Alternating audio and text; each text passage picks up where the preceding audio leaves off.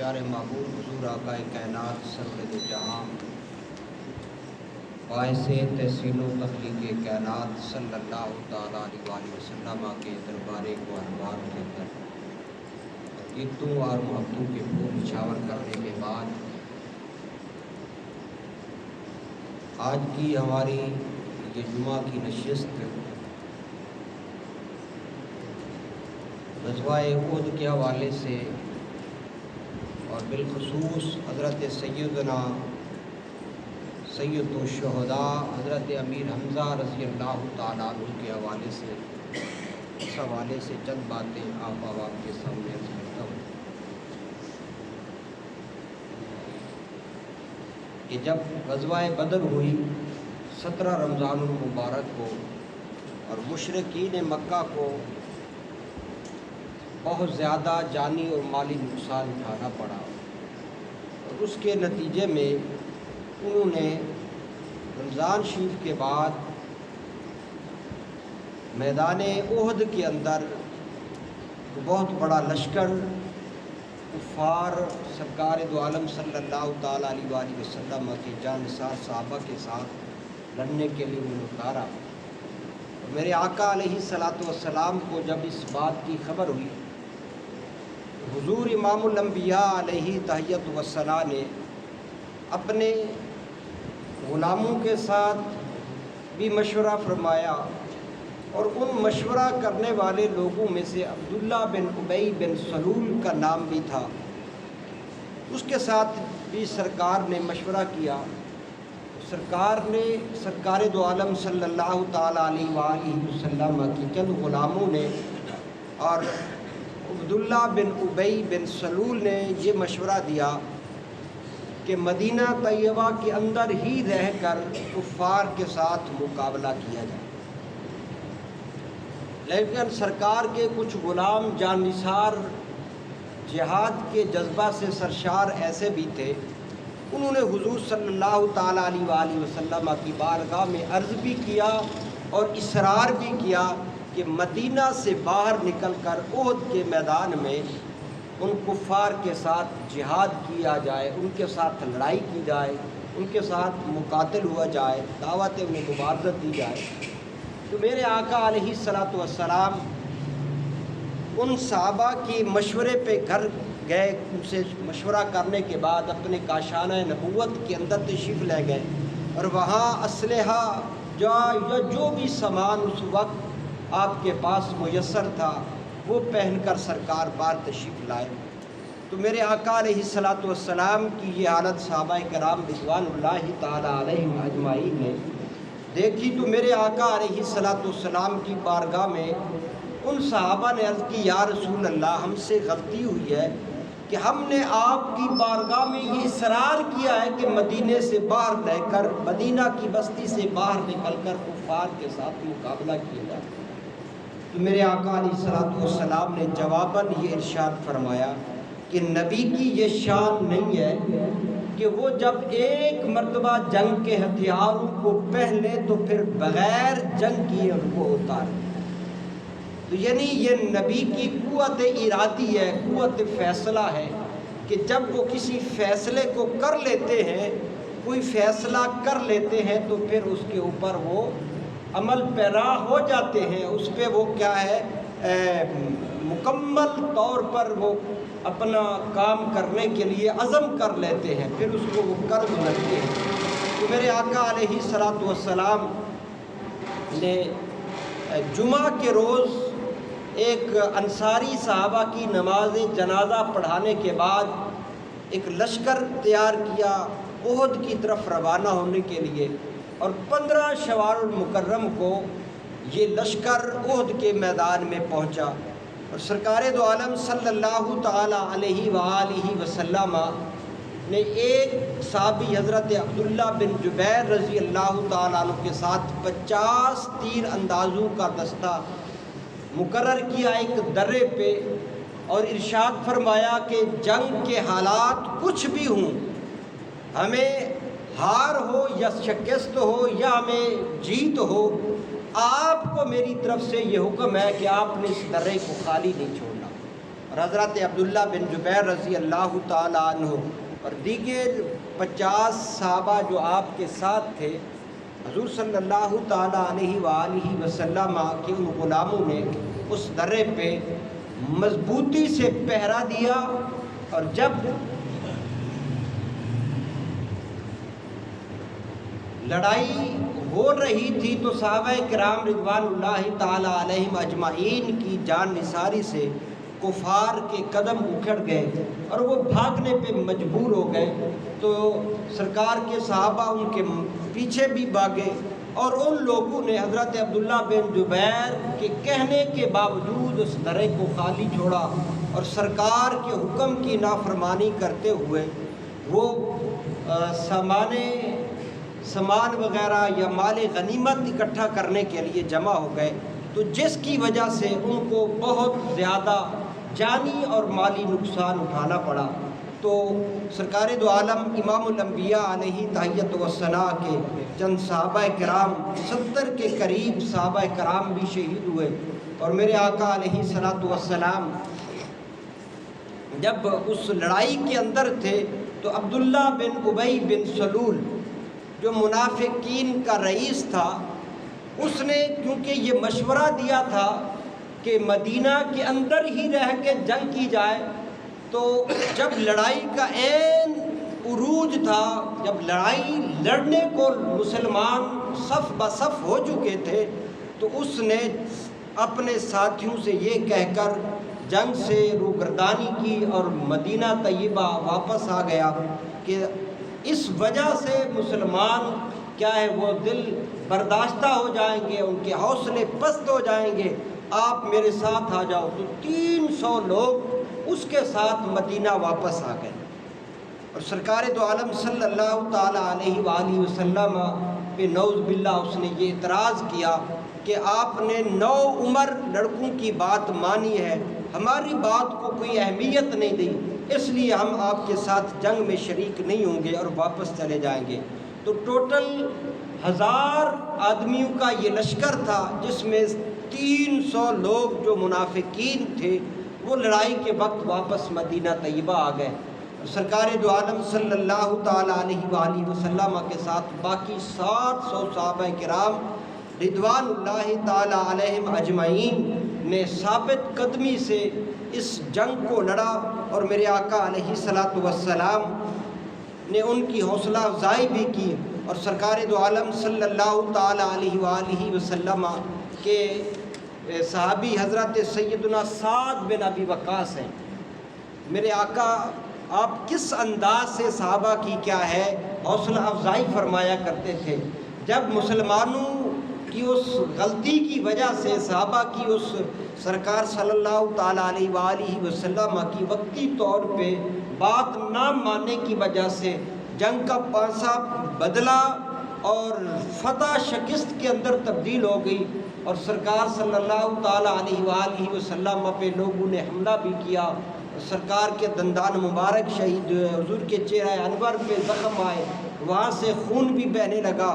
تو حضرت سیدنا سعد بن ابی وقاص رضی اللہ تعالیٰ عنہ تیر اندازی انتہائی باکمال طریقے سے کر رہے تھے، اور دیگر صحابہ کے ساتھ یہ اپنی اس فن کے جوہر کو دکھا رہے تھے۔ میرے آقا علیہ الصلوۃ والسلام خود تیر اٹھا اٹھا کر حضرت سعد بن ابی وقاص کو عطا فرما رہے ہیں، اور سرکار اس انداز سے اور ان الفاظ سے ان کی حوصلہ افزائی فرما رہے تھے کہ ارم فدا کا ابی و امی، اے سعد بن ابی وقاص تم دشمنان اسلام پہ تیر چلاؤ، میرے ماں باپ آپ پہ قربان۔ اللہ اکبر، کیا مرتبہ ہے، کیا اللہ نے آپ کو عزت عطا فرمائی، کیا سرکار دو عالم صلی اللہ تعالیٰ علیہ وآلہ وسلم نے ان کی حوصلہ افزائی فرمائی کہ میرے ماں باپ آپ پہ قربان، آپ ان پر تیر چلاتے رہے۔ اور پھر اس جنگ کے اندر ایک اور بات بھی ہوئی کہ کفار کی طرف سے یہ افواہ پھیلا دی گئی، اور شیطان بھی اس کے اندر شامل تھا کہ محمد نعوذ باللہ ان کو شہید کر دیا گیا ہے۔ تو چند صحابہ کرام رضوان اللہ تعالیٰ علیہم اجمعین یہ جھوٹی خبر سن کر ان کا دل وہ دل برداشتہ ہو گئے اور انہوں نے واپس جانے کا ارادہ کر دیا، شدت غم سے نڈال ہو رہے تھے، اور اس وجہ سے اللہ جل شانہ نے ان کو یہ توفیق بھی بخشی، انہیں ثابت قدم رکھا، اور اللہ جل شانہ نے قرآن کے اندر ان کے تعریف کے اندر اس آیت کریمہ کا بھی نزول فرمایا ما محمد الا رسول قد خلت من قبلہ الرسل، کہ محمد صلی اللہ علیہ وآلہ وسلم نہیں ہے مگر رسول، یعنی اللہ جل شانہ نے صحابہ کرام رضوان اللہ تعالی علیہم اجمعین کو اس بات کی یہ بات بتائی کہ محمد اللہ کے رسول ہے، نعوذ باللہ کو خدا نہیں ہے۔ اس سے پہلے بھی انبیاء اور رسول اس کائنات کے اندر تشریف لاتے رہے، اور پھر وہ دنیا میں آئے اور اپنی ذمہ داری انجام دینے کے بعد پھر اس دنیا سے رخصت ہو گئے۔ اگر نعوذ باللہ فَإِن مَاتَ أَوْ قُتِلَ انقلبتم علی اعقابکم، کہ اگر نعوذ باللہ اس دنیا سے رخصت ہو گئے یا انہیں قتل کر دیا گیا تو کیا تم اپنے الٹے پاؤں لوٹ جاؤ گے؟ اللہ جل شانہ نے صحابہ کرام کو اس انداز سے ارشاد فرمایا وَمَن يَنْقَلِبْ عَلَىٰ عَقِبَيْهِ، کہ جو بھی محمد صلی اللہ تعالیٰ علیہ وآلہ وسلم کے وصال کے بعد اگر واپس لوٹا تو وہ اللہ کو کچھ نقصان نہیں دے گا، وہ اپنا ہی نقصان کرے گا۔ وَسَيَجْزِيَ اللَّهُ الشَّاكِرِينَ، لیکن جو لوگ اللہ کا شکر ادا کریں گے، اس پہ صبر کریں گے، تو پروردگار عظیم ان کو خود اس کی جزا عطا فرمائے۔ تو صحابہ کرام اللہ جل شانہ نے ان کی حوصلہ افزائی بھی فرمائی اور انہیں ایک بہت بڑی حقیقت کی بھی اطلاع عطا فرمائی کہ محمد بھی رسول ہیں، ایک نہ ایک دن انہوں نے اس دنیا سے رخصت ہو جانا ہے، اور تمہیں جو دین وہ دے کے گئے ہیں تم ان پہ ثابت قدم رہو۔ اگر ان کی رخصتی کے بعد تم واپس چلے گئے تو یاد رکھو اللہ کو کچھ نہیں نقصان پہنچا سکو گے، تمہارا اپنا ہی نقصان ہوگا۔ اور پھر اللہ جل شانہ نے شہدائے بدر، شہدائے احد کے حوالے سے ایک بڑی خوبصورت حدیث طیبہ ہے۔ سرکار دو عالم امام الانبیاء علیہ تحیۃ و ثناء نے جو ارشاد فرمایا ہے کہ اللہ پاک ارشاد فرماتا ہے وَلَا تَحْسَبَنَّ الَّذِينَ قُتِلُوا فِي سَبِيلِ اللَّهِ أَمْوَاتٌ بَلْ أَحْيَاءٌ عِندَ رَبِّهِمْ يُرْزَقُونَ، کہ جو لوگ اس میدان احد کے اندر شریک ہوئے اور ان کو کیا مقام ملا، اللہ جل شانہ نے تو یہ ارشاد فرمایا کہ جو لوگ اللہ کی راہ میں شہید ہو گئے ان کو تم مردہ گمان مت کرو، بل احیاء عند ربہم یرزقون، وہ کوئی زندہ ہے، اللہ کی بارگاہ سے انہیں رزق بھی ملتا ہے۔ بڑی خوبصورت حدیث طیبہ بخاری شریف کی حضرت سیدنا عبداللہ ابن عباس رضی اللہ تعالیٰ عنہ روایت کرتے ہیں کہ سرکار دو عالم صلی اللہ تعالیٰ علیہ وآلہ وسلم نے ارشاد فرمایا کہ لما اصیب اخوانکم بأحد، کہ جب تمہارے بھائی میدان احد کے اندر شہید ہو گئے تو جعل اللہ ارواحہم فی جوف الطیر الخضر، کہ پروردگار عظیم نے انہیں سبز پرندوں کے کالب عطا فرمائے ہیں، کہ یعنی ان کی روح کو پروردگار عظیم نے سبز پرندوں کے جسم عطا فرما دیے ہیں۔ تاکل من ثمارہا وتاوی الی کنادیل من ذہب معلقۃ فی ظل العرش، کہ اللہ کے محبوب ارشاد فرماتے ہیں کہ اللہ جل شانہ نے ان کو یہ مقام عطا فرمایا ہے کہ وہ جنت کے باغات میں سے پھل کھا رہے ہیں، اور پھر اس کندیلوں کے اندر وہ کیا ہے پناہ گزین ہیں جو عرش کے نیچے لٹکی ہوئی ہیں، اور وہ کیا ہے کندیلیں بھی سونے کی ہیں۔ اللہ اکبر۔ فلما وجدوا طیب مأکلہم ومشربہم، حضور امام الانبیاء علیہ تحیۃ و ثناء ارشاد فرماتے ہیں کہ جب انہوں نے جنت کے اندر بہترین کھانے کھائے، بہترین فروٹس کھائے، بہترین چیزیں انہیں ملی، رہنے کے لیے بہترین جگہ انہیں ملی، تو انہوں نے اللہ کے حضور عرض کیا کہ پروردگار عظیم ہمیں اجازت عطا کی جائے کہ ہم جائیں اور اپنے بھائیوں کو اس بات کی خبر دے کے آئیں کہ پروردگار عظیم نے ہمارے ساتھ یہ سلوک کیا ہے۔ اللہ نے ہمیں جنت کے اندر یہ مقام عطا کیا ہے، اللہ جل شانہ نے ہمیں یہ عزت عطا فرمائی ہے۔ قالوا من یبلغ اخواننا عنا، انہوں نے اللہ کے حضور عرض کیا کہ اے پروردگار عظیم، ہماری طرف سے ہمیں جو یہ خوشی ملی ہے وہ ہمارے بھائیوں کو کون اس کا پیغام دے گا؟ تو اللہ پاک کی بارگاہ میں دوسری انہوں نے یہ عرض کی کہ انا احیاء فی الجنہ نرزق لئلا یزہدوا فی الجہاد، کہ ہم جائیں اور اپنے بھائیوں کو اس بات کی خبر دیں کہ پروردگار عظیم نے ہمیں زندہ رکھا ہوا ہے اور ہمیں یہاں پہ رزق عطا کیا جاتا ہے، اور یہ خبر دینے کی ان کی غرض بھی اللہ جل شانہ نے بتا دی، اور بھی یہ غرض یہ تھی کہ لئلا یزہدوا فی الجہاد، تاکہ وہ جہاد سے منہ نہ موڑیں، جہاد کے اندر وہ دلچسپی دکھائیں۔ تو اللہ پاک نے کیا ارشاد فرمایا، بلکہ انہوں نے دوبارہ عرض کیا وَلَا يَنْقُلُوا عِنْدَ الْحَرَبِ، جنگ کے خوف سے، شہادت کے خوف سے وہ جنگ سے بھاگے نہ۔ تو اللہ سبحانہ و تعالی نے ارشاد فرمایا کہ انا ابلغہم عنکم، کہ اے میرے بندو، اے میرے محبوب کے غلاموں، اے جنت، اے جنگ احد میں شریک ہونے والے شہداء، میں خدا آپ کی طرف سے لوگوں کو یہ پیغام پہنچا دوں۔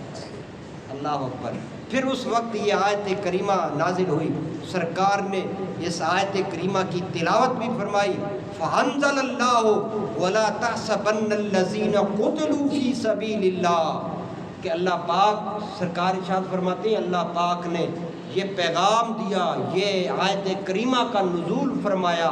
کہ وہ لوگ جو اللہ کی راہ میں شہید کر دیے جاتے ہیں